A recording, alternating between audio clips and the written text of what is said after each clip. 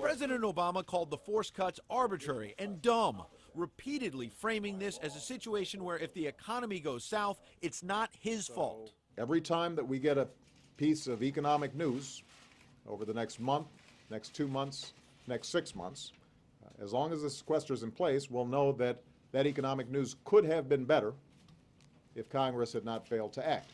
Blame game, a strategy the president insisted just 3 days ago he would not engage in. I'm not interested in playing a blame game.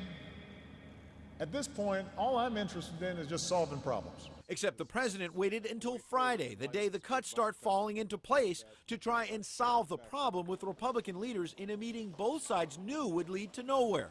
Then the president came out and in a 35-minute news conference blamed Republicans. We just need Republicans in Congress to catch up with their own party and their country on this. I am not a dictator. I'm the president. So ultimately, if Mitch McConnell or John Boehner say we need to go to catch a plane, I can't have Secret Service block the doorway, right? And when pressed, he said over and over he did not bear any responsibility. Give me an example of what I might do. This idea that somehow there's a secret formula or secret sauce to get Speaker Boehner or Mitch McConnell to say, you know what, Mr. President, you're right.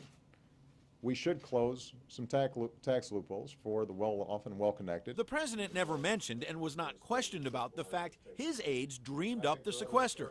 And in an exclusive interview with Fox News Sunday, Republican Mitt Romney charged Mr. Obama has never stopped campaigning. Doing rallies around the country, flying around the country, and berating Republicans and blaming and pointing. Now, what does that do?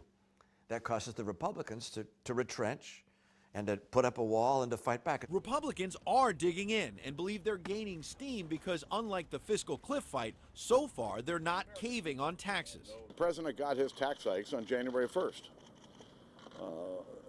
This discussion about revenue, in my view, is over. It's about taking on the spending problem here in Washington. And on spending, there actually was some agreement. Boehner and the president both said they want to avoid a government shutdown at the end of March, which means they plan to extend government funding at its current levels that were lowered by the Budget Control Act of 2011. In private, some of the president's aides say they're worried if people do not feel pain from the sequester early on, these even lower spending levels will be the new normal, which is why Mr. Obama was careful to recalibrate expectations about how bad it will be. This is not going to be a apocalypse, I think, as some people have said.